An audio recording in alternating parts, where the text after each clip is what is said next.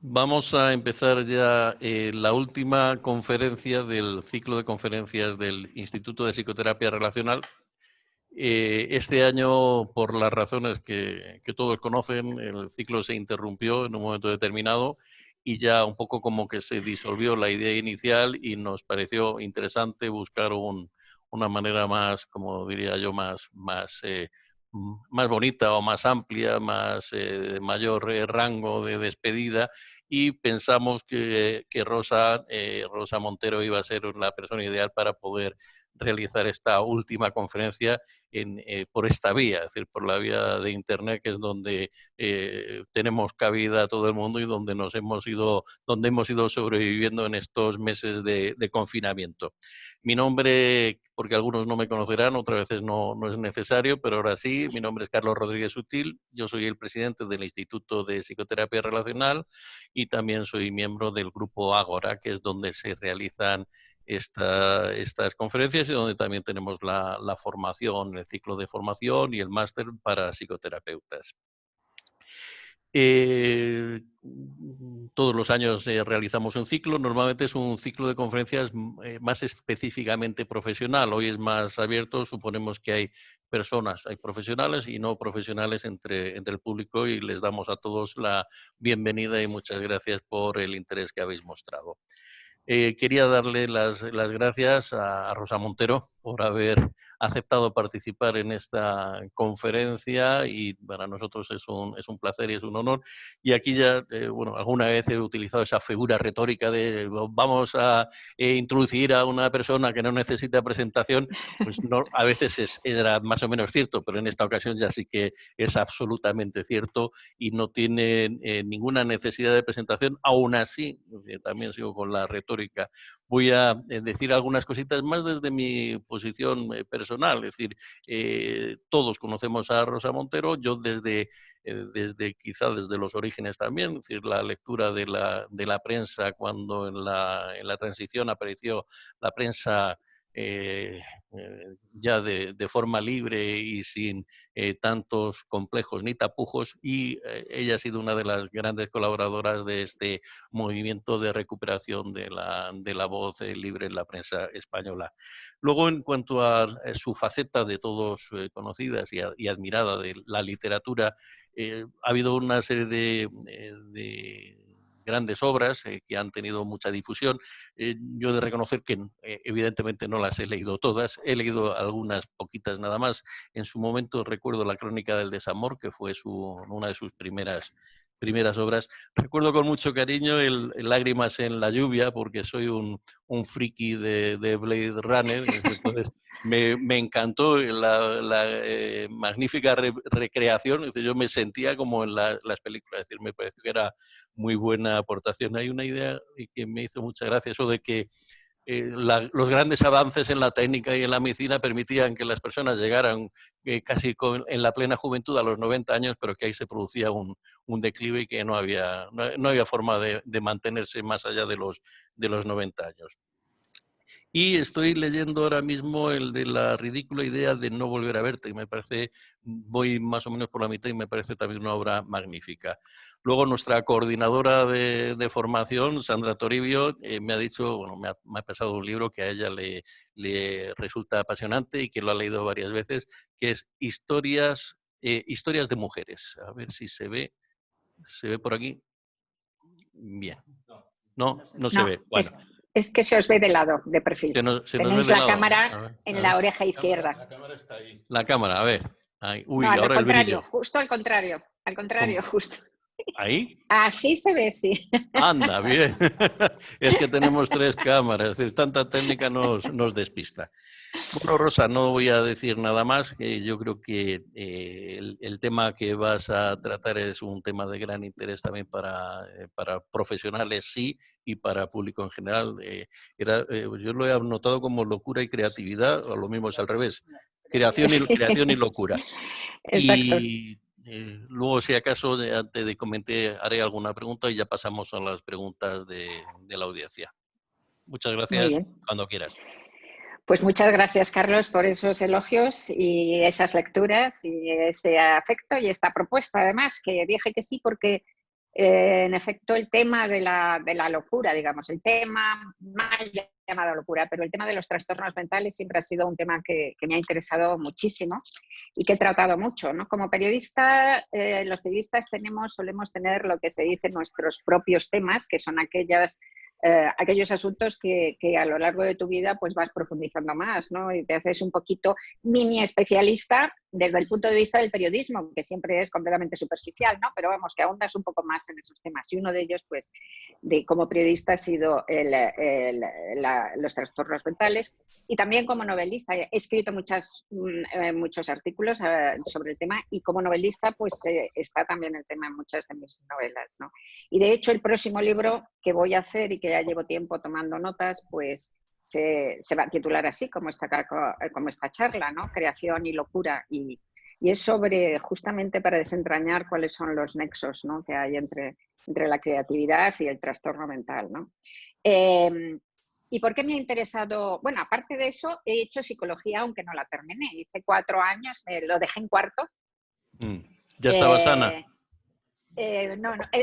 No estaba sana, pero ya sabía lo que tenía, porque efectivamente, Carlos, ¿por qué me ha interesado tanto siempre? ¿Por qué me metí a hacer psicología? Pues porque creía que estaba loca, que es por lo que yo creo que se meten el 98% de las personas que hacen psicología, y los otros 2% quizás sean hijos de psicólogos y eso lo tienen peor, ¿no? O sea, creo. Pero vamos, a mí me parece además que es una buena cosa, debo decir. O sea, que entrar en esta disciplina por algo así te puede dar mucha más empatía y mucho más conocimiento, ¿no?, de tus pacientes. O sea, que no es una crítica en absoluto, ¿no? Lo primero que tuve fueron, a los 16 o 17 años, un ataque típico de angustia. Estaba un día en casa de mis padres, vivía con mis padres todavía, de noche, ya no quedaba casi nadie, estaba en el comedor, estaba la televisión encendida. Adiós, que os habéis ido, habéis desaparecido, espero que yo no. Seguimos aquí, ¿eh? Sí, vale, vuestra imagen había desaparecido. Bueno, y entonces de repente la televisión, estaba sola en la habitación, y de repente, que luego supe que era algo como muy habitual, ¿no?, porque la televisión se fue como un túnel negro, y la televisión y la casa entera, la habitación, el mundo, la vida, se quedó al otro lado de ese túnel negro. Me empezó a entrar un terror terrible que no sabía qué era, me castañeteaban los dientes, me temblaban las rodillas, pensaba verdaderamente que me había vuelto loca, ¿no? Entonces esto pues duraba unos minutos, como comprendéis, luego te quedaba el miedo al miedo, luego volvías a tener otro ataque, duraban esos periodos de irrealidad, ¿no? Cuando estabas cercada por la irrealidad, como año y medio tardabas en recomponerte del todo, y me ha pasado 3 veces. Me pasó a los 16, 17 años, me pasó a los 21 años, me pasó a los 30 años y no me volvió a pasar. Como vengo de una clase social baja, y además en aquella época, que era todavía el franquismo y tal, pues ni qué decir tiene que nadie me llevó a ningún psicólogo, nadie me llevó a ningún psiquiatra, no me tomé absolutamente ni una píldora, me pasé las 3 épocas de crisis de mi vida a pelo y sin ir ni a un psicólogo ni tomarme un ansiolítico. Yo, que por otro lado ahora mismo creo que viva la química, ¿eh? Un ansiolítico te viene fenomenal, cuando lamento no haberlos tenido a mano en aquella época, pero en fin, los pasé a pelo, que te enseña mucho, que te enseña que en una crisis de angustia se termina pasando, aunque te sientas morir, se termina pasando, hagas lo que hagas, o aunque no hagas nada, ¿no? Entonces, cuando efectivamente estudié psicología y me enteré que era eso, que era una crisis de angustia y que era algo tremendamente común, eso tranquilizó un poco, pero seguí teniendo las crisis. ¿Por qué dejé yo a los 30 años de tener la crisis? Eso es algo que me he preguntado muchas veces, ¿no? Hace ya más de 30 años que no tengo. Podría volver a tener, no tengo miedo, pero ¿por qué de repente, no lo dejas? Pues yo estoy convencida de que tiene que ver con el hecho de que empecé a publicar novelas de manera seguida y además con éxito, y además me leían. Y voy a extenderme más sobre todo esto, ¿no? Y tiene que ser la novela, porque yo escribía y publicaba como periodista, cuando me leías, Carlos, desde los 18 años. O sea que yo ya... Y tenía éxito como periodista, me había hecho famosa cuando salió El País, o sea que... Pero esa lectura del periodismo no servía para tapar ese agujero, ¿no? Ese agujero esencial, ¿no? Por otra parte, tampoco servía escribir ficción, sin publicarla, porque como la mayor parte de los novelistas, yo escribía ficción desde los 5 años. Desde la niñez, no digo que todos empecemos a los 5 años, pero recuerdo una entrevista de la Rowling, la autora de Harry Potter, que decía que su primera novela la escribió con 6 años y era de un conejito que hablaba, ¿no? Y yo mis primeros cuentos, que mi madre fechó y guardó, los escribí a los 5 años, entre 5 y 6 años, y eran de ratitas que hablaban, ¿no? A todas nos da por los roedores parlantes, que no sé si tendrá un significado esto, pero sí. Y de manera que yo escribía ficción, pero eso tampoco servía para poner un pretil al abismo, ¿no? Entonces tenía que ser ficción y que se publicara y que se leyera y que te la aceptaran, ¿no? De alguna manera. Porque esa aceptación era la unión con el resto de la gente. Porque verdaderamente lo que yo aprendí en estos periodos de crisis, ¿no? de angustia clínica, lo que aprendí es que lo que llamamos locura, de verdad, es la soledad. Es un sentimiento de soledad que no cabe en la palabra soledad, que en realidad es inefable, es indescriptible, que no puedes comprender de qué soledad estoy hablando si no has estado allí. Es una soledad absoluta. Y al decir absoluta vuelvo a decir que es inefable. Es como si te arrojaran del género humano, como si perdieras tu humanidad, como si no pudieras ya jamás poder conectarte absolutamente con nadie. Como en algún libro que he hablado de esto, he dicho que debe de ser como la del cosmonauta, que se desengancha por buen accidente, ¿no? Su tubo se desengancha de la nave y de repente empieza a flotar cosmos adelante, solo en la inmensidad del universo. Pues es esa soledad. Y esa soledad es tan aterradora, es tan insoportable, es tan verdaderamente dolorosa, que yo creo que es uno de los dolores, probablemente el dolor psíquico sea uno de los mayores dolores del mundo, ¿no? Y ahora fijaos que estoy súper contenta, agradecida al destino, digamos, ¿no? A la casualidad o a lo que sea, que me haya hecho, me haya permitido tener esta especie de excursión por el lado salvaje de la vida, por el lado salvaje de la psique, ¿no? Que me haya permitido conocer lo que es ese dolor y lo que es esa soledad. No solo porque te aumenta la compasión, sino porque te aumenta el conocimiento de lo que es la vida. Te hace, tu mirada sobre el mundo se hace increíblemente más compleja, ¿no? Porque si, insisto, de verdad, si no has estado ahí, no sabes lo que es. Y aunque te lo cuente y te lo explique, no lo sabes. Es hasta tal punto insoportable que yo que soy completamente, porque yo soy de tendencia angustiada, pero no depresiva y tal, y que amo la vida, soy una disfrutona y tal, pero por puro terror es que son las únicas veces en donde hasta pensaban que morir era mejor, no es que pensé en matarme, pero sí pensabas que morir es mejor que esto, ¿no? Entonces, es verdaderamente terrible, ¿no? Y si hay ese contacto social, la locura no existe. Si yo ahora, por ejemplo, cuando me conecto con vosotros, os digo, bueno, estoy asustadísima porque no sabéis lo que me ha pasado, que he ido a lavarme las manos, he abierto la puerta del baño de mi casa y estaba el demonio ahí dentro, rojo, con unos cuernos así como enroscados y con los ojos amarillos y oliendo a azufre. Y entonces vosotros pensaríais que me he brotado definitivamente, ¿no? Os quedaríais aterrados.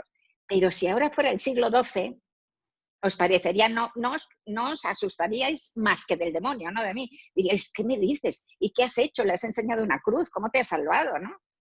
Entonces, hoy sería una loca, en el siglo XII serías una persona normal. John Nash, ¿sabéis? El matemático que ganó un Nobel, que era esquizofrénico, padecía una esquizofrenia, y que al final, pues bueno, gracias a los nuevos fármacos, pues salió, digamos, de la parte aguda, de los delirios y tal.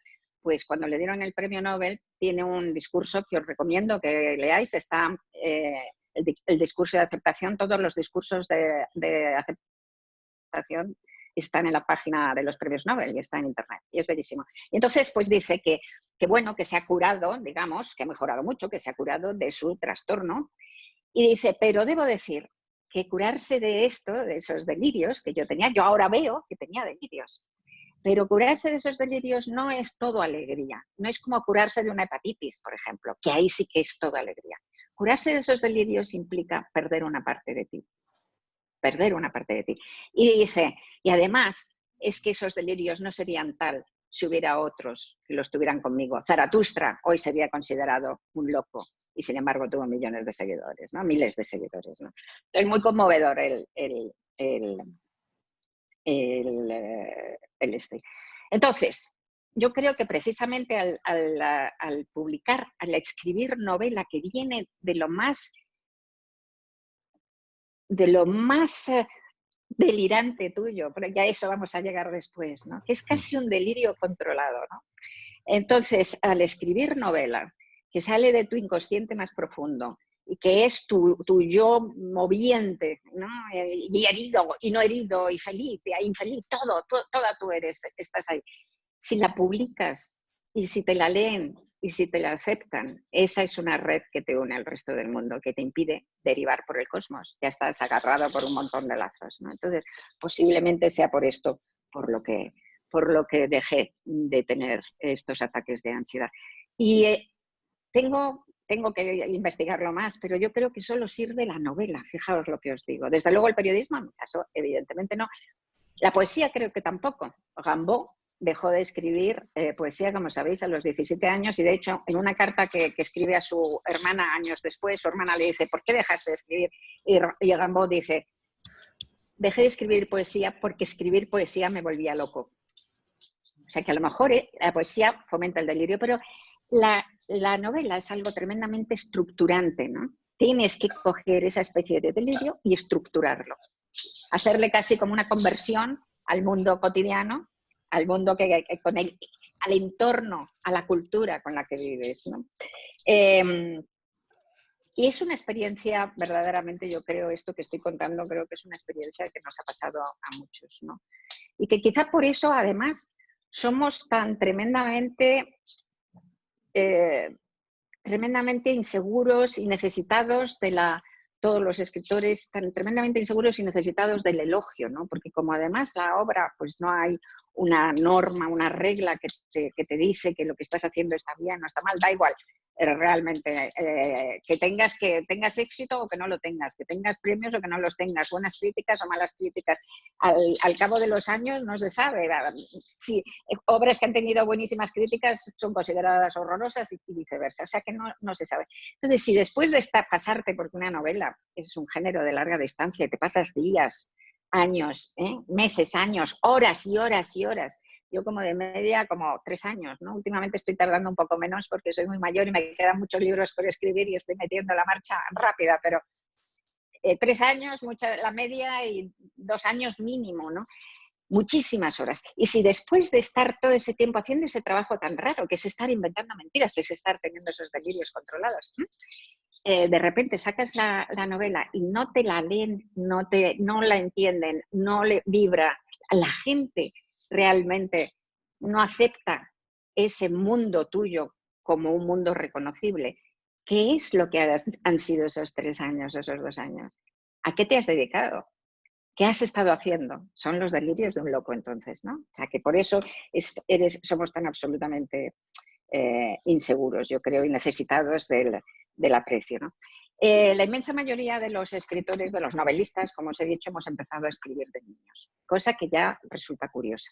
Y yo me he tenido en varios libros, he ido desarrollando esto, claro, a lo largo de toda mi vida me he preguntado por qué nos hace necesitar eso de una manera, jugar con eso de una manera tan temprana. Me he dado cuenta, hay varias cosas que yo creo que son varios ingredientes, ¿no? Me he dado cuenta de que los novelistas somos gente que solemos tener una obsesión mayor por la muerte y por el paso del tiempo, y por lo que el tiempo nos hace y nos deshace, ¿eh? Porque vivir es deshacerse en el tiempo, ¿no? Es decir, la mayor parte de la gente pues vive olvidada de que es mortal, como si fueran inmortales. Yo creo que los novelistas nos cuesta más, ¿no? Entonces, quizá por eso, porque nos cuesta más olvidarnos de la muerte, es por lo que de repente escribimos para intentar luchar contra esa muerte y contra ese tiempo destructor. Esa sería una teoría. Otra teoría. Tengo la sensación también de que quizá los novelistas somos gente más disociada o quizá más conscientes de nuestra disociación, de todas esas voces interiores, ¿no? Decía Sergio Pitol, premio Cervantes, mexicano, escritor estupendo, decía, el novelista es un individuo que escucha voces, lo cual lo asemeja con un demente, ¿no? Y es verdad, escuchas voces, te dejas vivir en esas otras realidades. Así que quizá también seamos más disociados o más conscientes de la disociación. Pero otra teoría mucho más interesante ya, que más que una teoría es una investigación. A mí me gusta mucho, mucho la biografía como género, ¿no? O la autobiografía, la biografía, los libros de diarios. Tengo una biblioteca personal bastante grande de escritores, artistas, y gente así.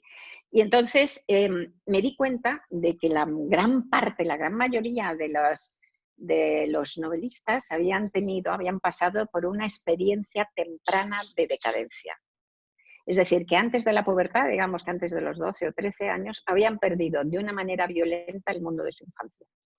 Y esa violencia podía ser en algunos casos clarísima y recogida en las biografías oficiales. Simone de Beauvoir. Simone de Beauvoir pues era, por ejemplo, una niña bien, hija de banqueros, y de repente pues su padre llegó a la bancarrota, le metieron en la cárcel y pasaron de ser hipermillonarios a vivir en una casa cochambrosa en donde el retrete era compartido por otras 40 familias.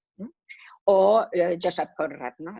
Joseph Conrad, pues era hijo de nobles polacos bajo la invasión rusa, entonces eran nacionalistas, fueron detenidos, sus padres, era hijo único, detenidos sus padres y fueron deportados, no a Siberia, pero al norte, un norte tan frío como ese, se fueron con el niño y en el primer año de la deportación, en unas condiciones tan duras, los dos se enfermaron de tuberculosis y se murieron delante de los ojos del niño. El padre y la madre se quedó sola a los 10 años, eso es perder violentamente el mundo de la infancia, ¿no? Otras veces esa pérdida violenta no es tan reconocible, no es tan mensurable por hechos así, ¿no? De radicales, guerras, bancarrotas, pero no deja de ser igual de violenta, ¿no? E igual de definitiva esa pérdida, ¿no? de la infancia. Yo también la tengo, no la voy a contar, sería de diván, no tengo por qué, pero también la tengo. Y luego he ido preguntando a muchos amigos, escritores, y la tienen, o sea, el 99% de la gente, de los amigos a los que he preguntado, se han reconocido en esto. Entonces, aquí hay una reflexión interesante a hacer, ¿no? Si siendo muy, muy, muy joven, de repente has experimentado a tan temprana edad lo que hace el tiempo y cómo se mueren las cosas y cómo se acaban las cosas y cómo el deterioro es una especie de monstruo que está esperando en una esquina para devorarnos, ¿cómo no vas a estar obsesionado por el paso del tiempo y por la muerte? Es muy coherente, ¿no? O sea, todo ello está unido, ¿no?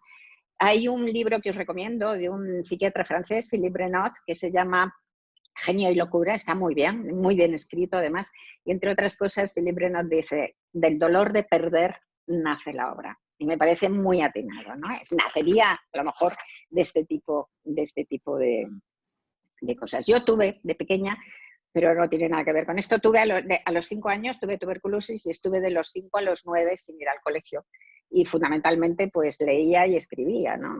Entonces, muchísima gente me dice normalmente, claro, por eso te has hecho escritora, por la tuberculosis. Pues no, francamente para nada. O sea, porque conozco a muchísima gente, a bastantes personas que estuvieron también enfermos de pequeños en esas edades y que luego han terminado siendo directores de banco, ¿no? Yo más bien creo que tanto la tuberculosis, la enfermedad, como la escritura, que son más o menos coetáneas, son respuestas a lo mismo, a esa misma violenta exclusión de la infancia. Entonces, esto podría indicar, los psicoanalistas estarán relamiéndose, perdón, un momento,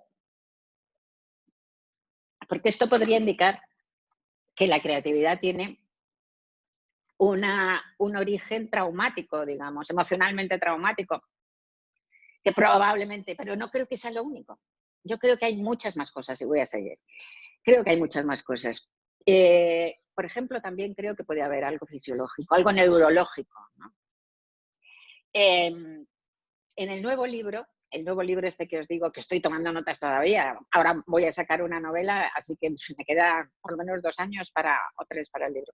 Pero ya sé el principio, también sé el final. Pero sé hasta la frase primera del nuevo libro. Y la frase primera del nuevo libro dice así: siempre he sabido que algo no funcionaba bien dentro de mi cabeza. Esa es la primera frase del libro, ¿no?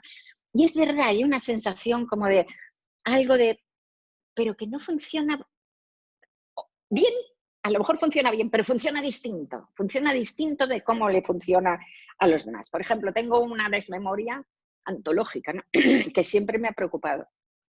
Esa manera de olvidarme de cosas importantes, incluso para mí, como agujeros negros, ¿no? Esto es de la primavera, esta terrible que tengo alergia. Hay un estudio muy interesante hecho por la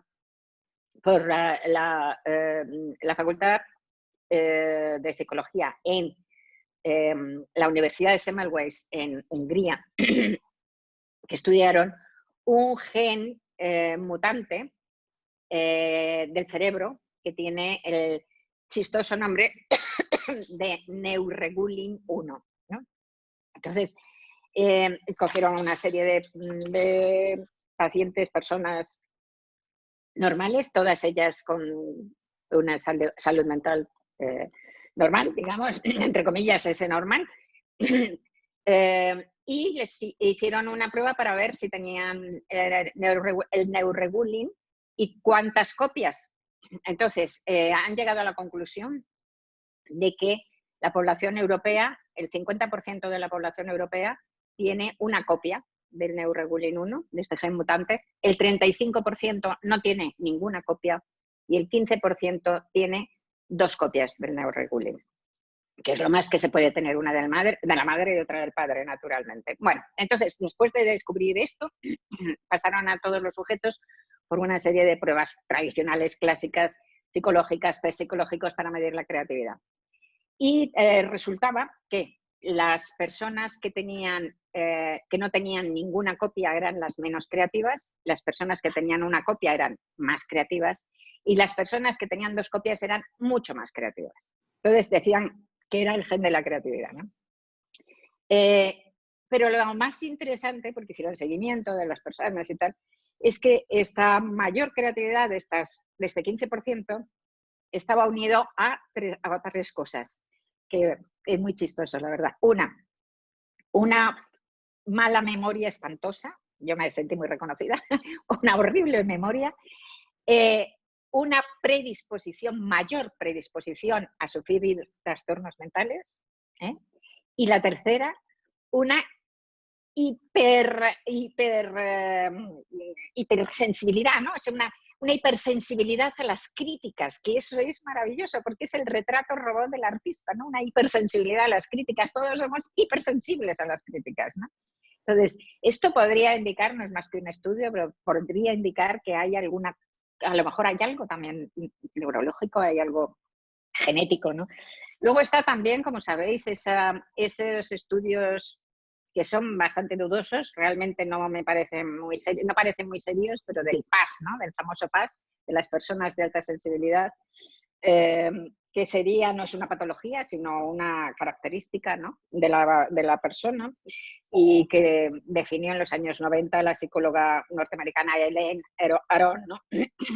Esa definición de PAS, de persona de alta sensibilidad, que ella dice también que serían entre un 15% y un 20%, coincidiendo con lo del neuregulin, pues aunque no está nada bien definido, yo creo, sin embargo, luego empezaron a hacer con las resonancias magnéticas funcionales, cuando aparecieron, a partir de 2014 empezaron a hacer a la gente que habían definido como PAS, empezaron a hacer resonancias magnéticas funcionales y tenían como resultados diferentes, o sea que a lo mejor hay algo, no me fío mucho, pero a lo mejor hay algo, ¿no? Y también estos PAS son hipersensibles a las críticas, por cierto, otra cosa. En cualquier caso, yo creo que son cerebros que funcionan de alguna manera distinto. Yo creo que el mío es un cerebro que funciona distinto. Ya digo que siempre he sentido ahí que había algo que se desconectaba o algo que se saturaba, ¿no? Por lo pronto, para que tengáis una idea de cómo va esto, pues voy a contar cómo surgen las novelas. El novelista en realidad no busca, o yo por lo menos, desde luego, tú no escoges las historias te escogen a ti. Yo tengo una imaginación tremenda, frondosa, y todo el rato estoy imaginando cosas que yo no controlo y que no van a ir a una novela. El 999 por 1000 o más las imágenes y de las historias que se me ocurren al día, que se me ocurren un montón, pues atraviesan mi cabeza como una cometa y desaparecen en la negrura. Y no van a parar nunca ni a un cuento, ni a una novela, ni nada, ¿no? Pero está todo el rato apareciendo cosas, ¿no? Es decir, veo un señor sentado en un banco y se me ocurre una historia, yo qué sé, y desaparece. Pero en un momento determinado, una de esas historias que aparece, se enciende en tu cabeza como un sueño que sueñas con los ojos abiertos y que viene del mismo lugar, desde luego del inconsciente, de donde vienen los sueños, pero con la misma aparente autonomía con la que vienen los sueños por la noche. Bueno, entonces, una de esas imágenes, una de esas escenas que aparecen, de repente tú no sabes por qué, te emociona tanto, te turba tanto, que no te cabe en la cabeza, no te cabe en el pecho, y entonces te dices, yo esto tengo que contarlo, esto tengo que compartirlo. Y ahí empieza realmente una novela. Pero esto es ya, digo, como muy de pan. Os voy a contar un ejemplo que me pasó hace un par de años y que voy a meter en el libro Creación y Locura, ¿no? Como ejemplo de cómo funciona, para que veáis cómo funciona, con qué autonomía funciona esto. Yo estaba escribiendo en un refugio que tengo en Portugal, en Cascais, ¿no? Que me voy ahí, me encierro y escribo. Entonces, vinieron unos amigos españoles, pasaron por Cascais, me dijeron, hombre, pero no nos vas a ver, por favor, dejaré de trabajar, vente a las 8:30 de la tarde al centro de Cascais, nos tomamos un café. Y bueno, me convencieron. Entonces salí de casa, salí del apartamento, tengo 2 perras, las dejé en el apartamento y salí de casa y empecé a caminar hacia el centro de Cascais muy deprisa porque iba tarde y son como una bajada así, como 2 kilómetros. Bueno, iba deprisa y de repente mi cabeza se puso, pues eso, a inventar. Porque sí, porque se pone a inventar cuando le da la gana, ¿no? Y se me ocurrió, ¿y si todo empieza con un y si, ¿no? ¿Y si ahora hubiera un terremoto? Porque sabéis que se está esperando un terremoto en Lisboa desde hace un montón de tiempo, ¿no? Como el famoso terremoto de finales del siglo XVIII que destruyó Lisboa, ¿no? Entonces, desde el momento en que dije, ¿y si ahora hubiera un terremoto? Pues ya me puse en el modo ese demente que decía Sergio Pitol. Por una parte, mi yo real se puso en automático, siguió caminando deprisa, ese es mi yo real, y mi yo imaginario empezó a vivir esa historia. Entonces, el terremoto, los coches se movían en la calle, todo, me quedé parada, todo, y ya se para el terremoto y claro, había sido fuerte, ¿eh? Entonces ya no pensé en seguir a ver a mis amigos, sino en subir corriendo a ver qué había pasado con el apartamento, con mis perras, ¿no? Así que llego corriendo mientras mi yo real sigue camino del café, ¿eh? Entonces llego corriendo al apartamento, era un 4º piso, pues veo que los apartamentos, bueno, se han roto los cristales, pero están enteros, no se ha rajado la fachada, subo por las escaleras al 4º piso, ya cuando llego al descansillo escucho ya las perras desesperadas llorar, asustadísimas, ya cuando me oyen ahí acercarme a la puerta, rascando por la puerta, entonces meto la llave, voy a abrir y me doy cuenta de que el terremoto ha desencajado el marco de la puerta y no puedo abrir. Las perras enloquecidas. Y claro, yo entro en pánico, mi yo imaginario, porque ¿qué hago ahora? Porque no voy a llamar a los bomberos para que me abran la puerta, que los pobres menudos estarán con tamaño terremoto para decir que es que me tienen que abrir la puerta porque mis perras están encerradas, ¿no?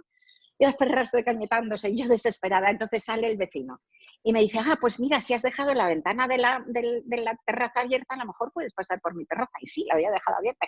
Qué bien. Entonces entro en casa del vecino. En ese momento llego al café donde están mis amigos y se acabó el terremoto. Ya, eso se ha acabado para siempre, ¿no?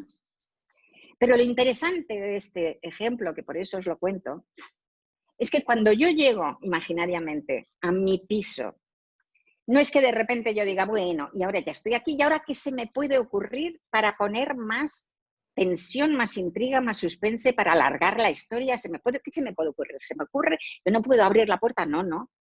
Yo eso no lo pienso. Simplemente llego imaginariamente al piso, voy a meter la llave y ahí cuando intento abrir es cuando me doy cuenta de que la puerta está encajada y que no puedo abrirla. O sea, la historia me la cuenta mi inconsciente. No la cuento yo, no la busco yo. La historia sale, emerge, ¿no? Entonces es verdaderamente... Como veis, son muy semejantes en realidad a los delirios. Son muy semejantes a los delirios, solo que tú sabes todo el rato que es falso. Tú sabes que estás jugando con eso, ¿no? Y por último, hay hay una cosa que es el bloqueo, ¿no? Fijaos que la gente se suele decir, y es una tontería, ¿no? La gente suele hablar del miedo a la página en blanco o a la pantalla en blanco. Una tontería total. Porque antes de llegar a la página y antes de llegar a la pantalla del ordenador, has escrito muchísimo en la cabeza. Como os he dicho, se escribe sobre todo en la cabeza, se inventa en la cabeza, o sea, todo está ahí dentro, ¿no? Directamente. Bueno, entonces, cuando te bloqueas, no es cuando no sabes cómo escribir, sino cuando ese run run creativo, esas ruedas de historias y de imágenes que todo el rato van en tu cabeza, se paran. Eso es el verdadero bloqueo. Y a mí me ha pasado. José Donoso lo llamaba la seca, del boom chileno, autor chileno del boom, lo llamaba la seca y me parece una gran definición, porque es como si se te secara la cabeza. Tienes la sensación de que de repente todo se ha parado, se te ha hecho un corcho la cabeza. Y dejas de tener todas esas imágenes. A mí me pasó después de mi tercera novela. Estaba escribiendo una novela, dejé de sentirla, la novela se murió, la tiré enfurecida, esto fue en el 84, y me quedé 2, 3 años prácticamente sin poder escribir. Periodismo sí, escribía normalmente, pero todo eso y ese run run creativo, no podía. Bueno, pues entonces lo increíble es que al perder eso, pierdes la conexión con tus emociones. No solo es como si de repente necesitaras esas imaginaciones para poder aprehender el mundo o para poder conectarte con el mundo, para poder sentir emocionalmente el mundo. Y con unas emociones altísimas, por otro lado. Yo después, hasta los 30 años, como os he dicho, no fui a ningún psicólogo y no tomé ningún ansiolítico, pero después me he resarcido y he ido varias, he hecho psicoanálisis un par de veces, así que, y me acuerdo con uno de ellos, pues de repente yo le estaba contando, me descubrió algo que yo no sabía, porque creí que todo el mundo era así. Yo le estaba contando que yo siento muy a menudo unos momentos de éxtasis, de emoción agudísima, ¿no? Que vos, pues yo qué sé, de repente me ha pasado, os cuento, me pasan 2 veces a la semana, por lo menos, de estos momentos como oceánicos, que te juntas, que te unes al mundo, ¿no? Es que, entonces estaba en la pandemia sacando a mis perras, en un momento terrible, tremendo de la pandemia más total, ¿no? Y entonces en la calle, que es una avenida ancha por donde la sacaba completamente, ni un coche ni una persona, esas cosas tremendas, ¿no? Y paso al lado, solamente había todas las 3 veces que sacaba las perras en un banco un mendigo mayor y muy chifladito, el pobrecito, que se sentaba siempre delante del retiro, en un banco, en el mismo banco, siempre delante del retiro, mirando hacia el retiro, en una zona, porque había todos los bancos estaban vacíos, se podía sentar en el que quisiera, y había vistas del retiro mucho más bonitas. Y se sentaba delante de un parque infantil, que había un arenero y que había un tobogán, y que, bueno, bastante feo todo, comparado con lo otro, ¿no? Y entonces yo pasaba por ahí, siempre lo miraba, pobrecito, y de repente un día dije, ¿y por qué está aquí? Pues está aquí y comprendí.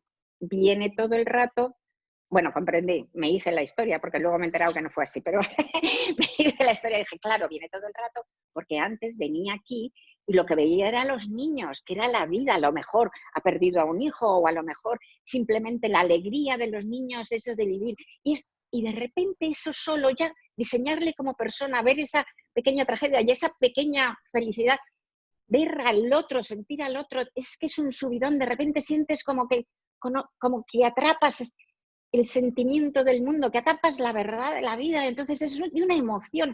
¿Habéis visto Hipatia, la película de Almodóvar, de Amenábar, que desde luego es otro que tiene el neurrebulín muy, muy por las nubes? Porque esa escena final en Hipatia, cuando empiezan todos a matarse ahí, los celotes y los intransigentes, ¿no? Paganos y cristianos y tal. Y entonces la cámara se va y se los ve abajo matándose y se va hasta que es la tierra, ¿no? Pues sin necesidad de que sea viéndolos matarse, esa sensación de irte y verlo todo, ser capaz, pues eso, momentos oceánicos, de entender, estar a punto de entender la belleza del mundo, la verdad del mundo. Bueno, pues eso a mí me pasa muy a menudo. Entonces yo creía que era normal, que a la gente le pasaba. Y me dijo este psicoanalista que no. Entonces, eso me pasa a través de las historias, es lo que os estoy diciendo. Y cuando las historias, cualquiera, no solo las que yo escribo en mis novelas, sino todas esas que digo que son run run y que se van, desaparecieron, no podía sentir la vida. Hay unos versos de Pessoa que son absolutamente maravillosos que indican que esto nos pasa a todos y que dicen, el poeta es un fingidor, finge tan completamente que finge sentir dolor del dolor que en verdad siente. Es decir, para sentir el dolor que de verdad sentimos, o la alegría que de verdad sentimos, o la belleza que de verdad apreciamos, necesitamos fingir eso dentro de una historia, ¿no? Entonces, fijaos, todo esto lo quiero desarrollar en el libro. Estoy tomando y leyendo mucho y reflexionando mucho. He hecho algo aquí, un pequeño viaje, un extracto. También tengo una duda, a lo mejor resulta que esa sensación que tienes de que no sientes nada, a lo mejor es mentira. A lo mejor lo que pasa es que somos unos malditos junkies de la intensidad, y que lo que nos pasa es que si no sientes esa especie de emoción de la bola del mundo, pues nos parece que no, a lo mejor es que, pues sí, somos unos drogadictos de la intensidad, no lo sé, me lo tengo que pensar un poco más, pero bueno, esto es así una entrada, un aperitivo de lo que espero que sea el libro dentro de 2 o 3 años. Y si las preguntas que queráis, encantada de contestaros.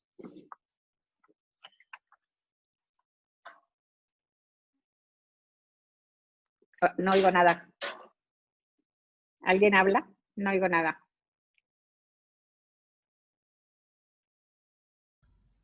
Quería seguir con las presentaciones. Estamos, aparte de un servidor, está también nuestra querida vicepresidenta, que es Charo Castaño, y nuestro presidente honorífico, Alejandro Ávila. Entre otras cosas, también quería presentar pues todo un montón de nacionalidades que se han apuntado a esta charla. Tenemos más de 200 oyentes y asistentes virtuales de España, Perú, México, Chile, Bolivia, Colombia, Puerto Rico, Portugal, Francia y Argentina, al menos en principio. Hola a todos. Empezar con, bueno, señalando alguna cosita que me ha llamado la atención. Bueno, lo de la soledad. Yo llevo unos años haciendo campaña en cuanto a que toda esta historia con que el temor a la muerte, yo creo que el auténtico temor es el temor a la soledad, que es lo que nos puede destrozar. Luego el matemático Jonás, el premio Nobel, has tocado un punto que para mí es central dentro de la psicoterapia, para mí y para más gente, claro está, lo del que el curarse de los delirios es perder una parte de ti, el curarse de los trastornos, de las neurosis también es perder una parte de ti. Es decir, a veces ese es el gran punto difícil de saltar, de salvar para que la psicoterapia evolucione. Y me recuerda con perdón, ese chiste le dice el doctor, dice, ¿su familia sufre, algún miembro de su familia sufre de enfermedades mentales? Y responde, no, todos las disfrutan. Nos cuesta olvidarnos de la muerte, desde luego está ahí, aunque no sepamos muy bien qué es. Lo de la tuberculosis con 5 años, es decir, y algunos dicen, no, tú has hecho escritora porque padeciste esa enfermedad, como algunos dicen, no, fulanito ha sido un gran escritor porque consumía drogas. No, bueno, es justo, muchas veces es justo al revés, ha sido a pesar de ese. Son explicaciones simples que muchas veces te encuentras por desgracia, también en biografías.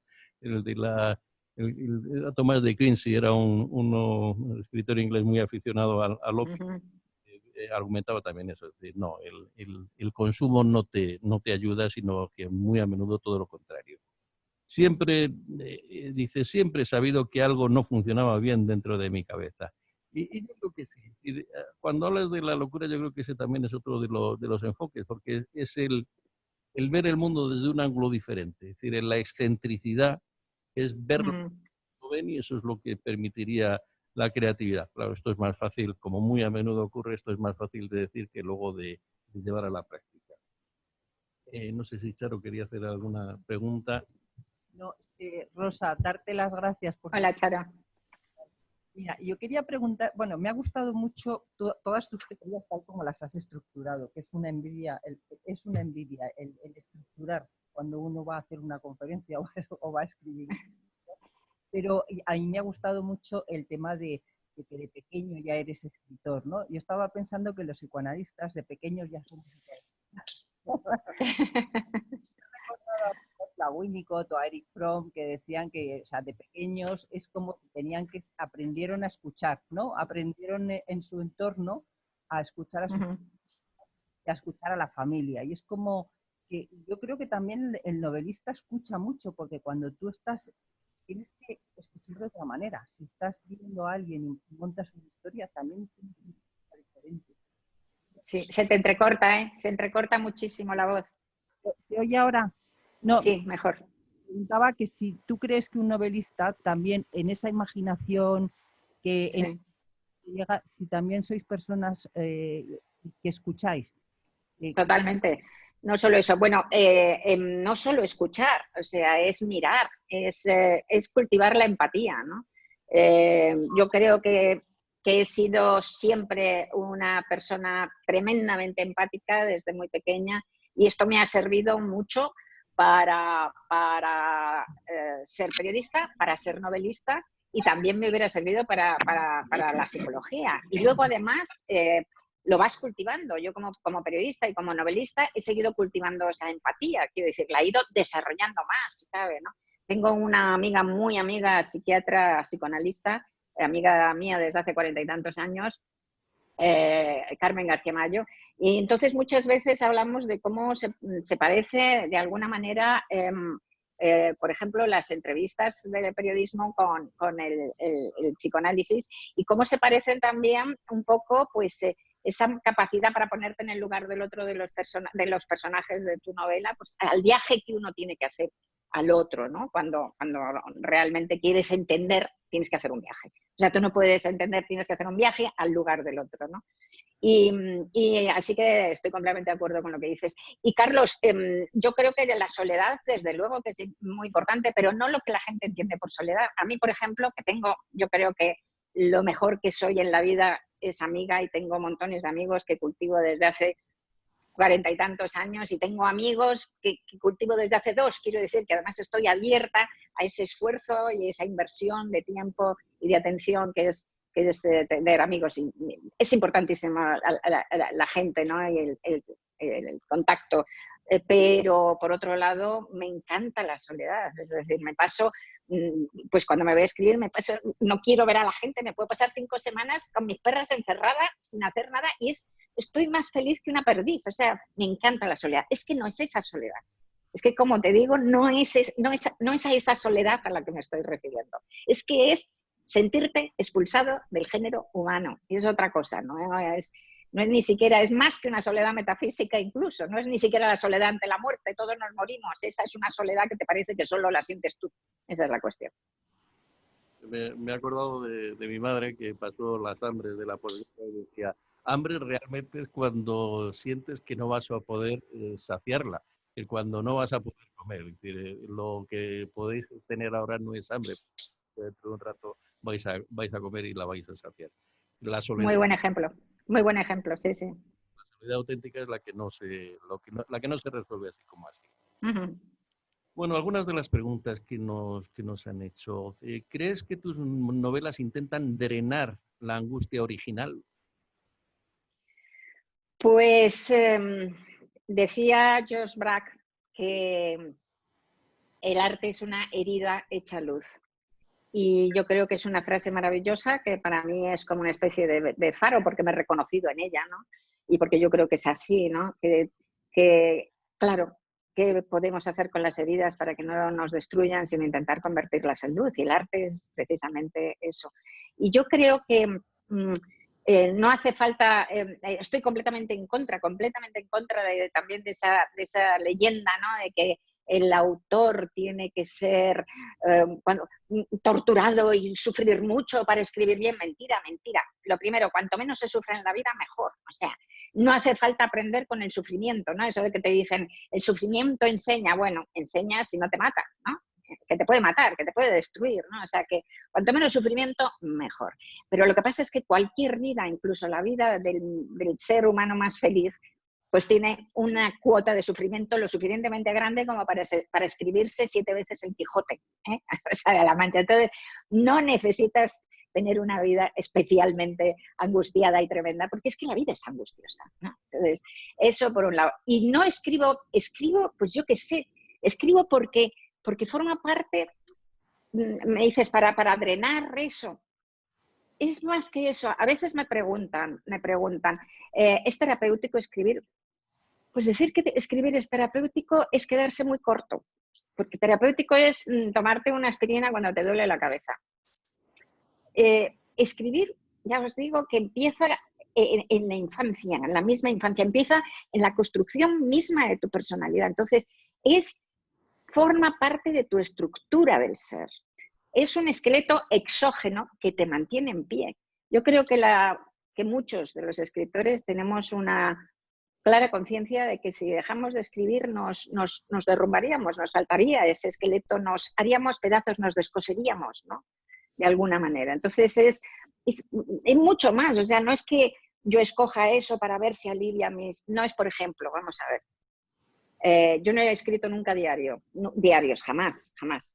Pero hay gente que de repente pues lo pasa muy mal en algún momento y se va a escribir un diario y se siente aliviado, llorando ahí Además, escribir es una manera de pensar, coloca la cabeza mientras lo escribe, eso es terapéutico. Pero no es esto de lo que estoy hablando yo, ¿vale? Porque cuando vas a escribir, además, no vas a escribir para un dolor.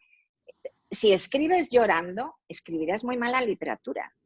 Tú escribes desde otra distancia y escribes cosas maravillosas también, cosas llenas de luz. O sea, no es...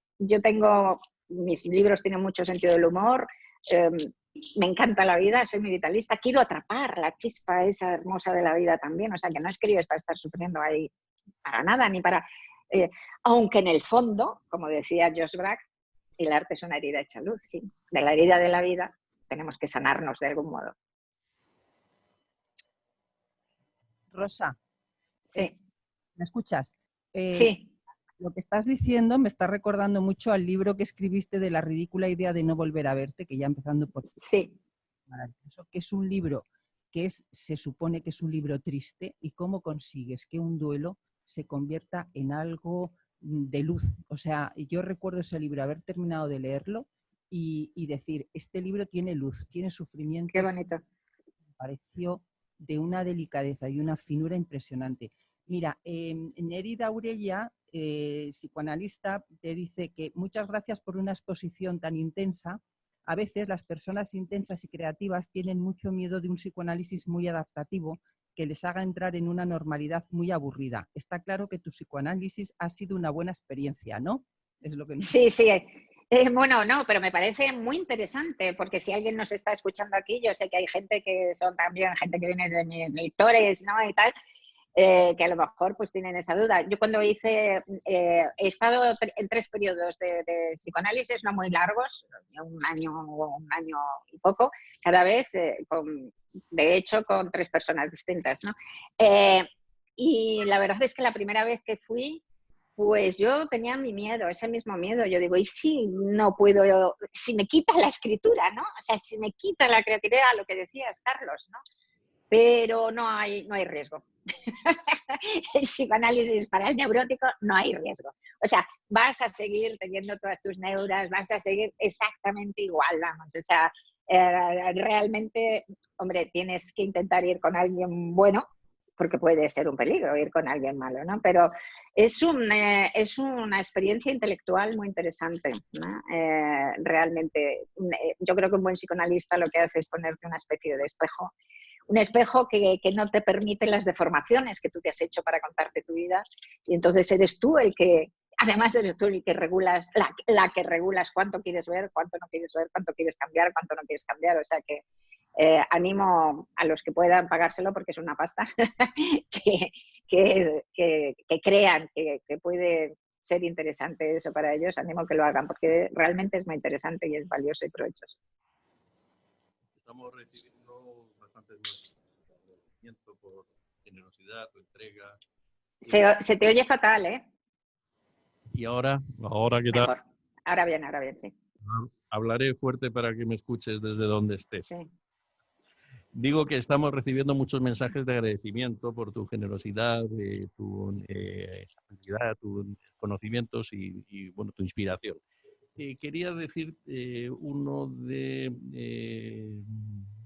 Agustín.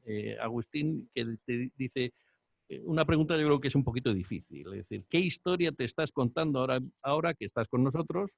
Y antes de conectarte con nosotros, ¿quiénes somos en tu historia de ahora? ¿Eso es de Agustín Zaragoza? Sí, Agustín No. ¿Sí?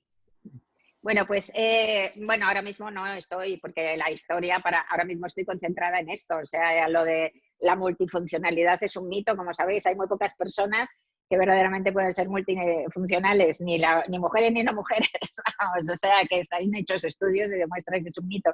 Entonces, pues ahora estoy hiperconcentrada en lo que estoy, ¿no?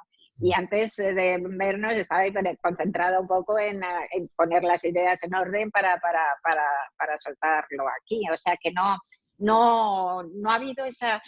Para que surja esa fantasía tiene que haber una cierta ligereza, ¿no? Pues eso, mientras vas caminando, mientras vas paseando a los perros, antes de dormir por la noche, mientras te lavas los dientes por la mañana, ¿no? De repente aparecen en momentos en donde el piloto automático está cercano, ¿no? Lo puedes poner cercano. Entonces, ahora mismo estoy demasiado concentrada, no me he hecho ninguna historia.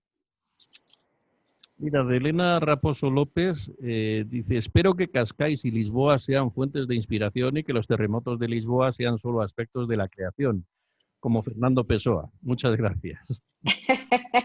Pues sí, yo también lo espero, la verdad, pero bueno, esto es cierto, que se lleva esperando ese terremoto desde hace un montón de años. O sea que espero, crucemos los dedos que no. En La Loca, dice Juanma, en La Loca de la Casa dices que crees que es más importante leer que escribir. ¿Cómo repartes tu tiempo entre lectura y escritura? Pues que lo de la lectura es tremendo, porque cada vez es más difícil leer y cada vez leemos menos, cada vez el tiempo es más pequeño. ¿Sabéis? Hay una cosa que me preocupa mucho. La lectura siempre ha sido minoritaria, pero hoy esa minoría es más grande que nunca, digamos, ¿no? Desde hace 3.000 años ha ido subiendo la lectura, subiendo sin parar. En todo el mundo, salvo en algunos países por unas circunstancias de una guerra, una catombe, lo que fuere, pero ha ido subiendo. Hasta hace 5 años. Hace 5 años no solo se ha parado, sino que hay como una involución. Estuve en un congreso en México de educación internacional y ahí decían, pues hace 2 años estuve, y entonces decían, pues esto es por la aparición de Netflix. Mentira, no es la aparición de Netflix, porque se decía que cuando aparecía el cine no se iba a leer, cuando aparece la televisión no se va a leer, los juegos no se va a leer. Siempre se ha ido leyendo con todas esas innovaciones tecnológicas, salvo ¿qué ha pasado de 5 años para acá? El maldito teléfono smartphone. Ah, sí.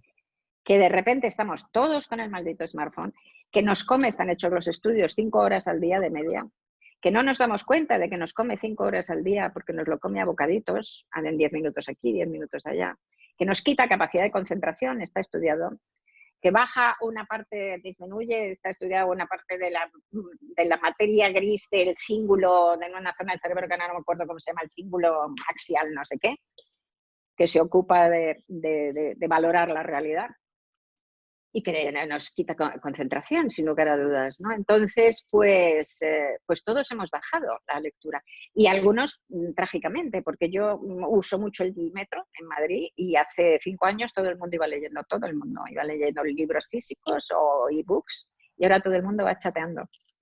Entonces estoy un poco preocupada porque yo noto también que a mí me afecta en la concentración y que me ha bajado, más el cúmulo del trabajo y tal, leo menos, leo todos los días y tal, pero leo menos de lo que leía, que antes leía muchísimo, ¿no? Leía muchísimo, muchísimo.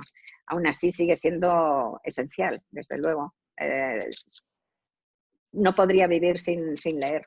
Yo creo que sin ese talismán, que es el talismán protector frente a todo, pues no sé qué haría. Es como vivir en un mundo sin oxígeno. Otro colega psicoanalista conocido nuestro, José Jiménez Abello, dice: ¿el temor a la soledad no es parte del temor a la pérdida de referentes? ¿El temor, perdón? La soledad, que si no es parte del temor a la pérdida de referentes. Yo creo que no, porque insisto que esa soledad es otra cosa. O sea, yo no tengo miedo, repito, a la soledad para nada. La soledad a la que me refiero, por eso es tan difícil explicarlo. Si ni siquiera os lo puedo explicar ahora, no podéis entender ni los aledaños de lo que es esa soledad. No tiene nada que ver con los referentes, salvo que sean los referentes básicos, como os he dicho, de que soy un ser humano y ya no soy un ser humano, ¿qué soy? O sea, si nos referimos a esos referentes, entonces sí. No serás un replicante, ¿no? Hombre, un poco replicante soy, desde luego, de todos los personajes que he escrito en mi vida, el que tengo más cerca de mí, el que me siento más identificada en el fondo, no en cosas exteriores, claro, es Bruna Husky, que es mi replicante de combate, sí, detective y tal. Obsesiva. Quiere saber qué diarios de escritores... Juanma te dice: hola Rosa, ¿qué diarios de escritores nos recomiendas? Hay montones y depende de lo que... Me voy a quitar los... Se han descargado. A ver, espero oíros ahora directamente. Hay montones, pero depende un poco de lo que te guste leer como diario, ¿no? Hay unos maravillosos de Julio Ramón Ribeiro. Parte de los diarios están recogidos, es un escritor peruano, y hay una colección de sus diarios, porque escribió muchísimo, pero una colección maravillosa que se llama La tentación del fracaso. La tentación del fracaso de Julio Ramón Ribeiro. El título no lo puso él, es el editor que lo hizo después de la muerte de él, escribió eso. Ese es maravilloso. Hay otros diarios, varios, que no me acuerdo de los títulos, pero hay como 3 o 4 libros de un uruguayo que se llama Lebrero con V, Lebrero. Ese es raro de narices, o sea, ese es curioso. Ahí ahora está haciendo un diario curioso, Laura Freisas, porque está haciendo unos diarios que aquí no son habituales, no tenemos mucho, no cultivamos mucho el género del diario. Están los diarios, es una memorista descomunal, Simone de Beauvoir. A mí no me gusta como novelista, nada, no me gusta nada como novelista, pero como memorista es descomunal. O sea, todos sus 5 o 6 libros de diarios, todos son una joya, ¿no? Así que hay muchísimos, sí. Hay una pregunta del equipo, de Equipo para Todos. Pero bueno. No os oigo. Hay otra pregunta. ¿Me oyes ahora? No, espérate. No te...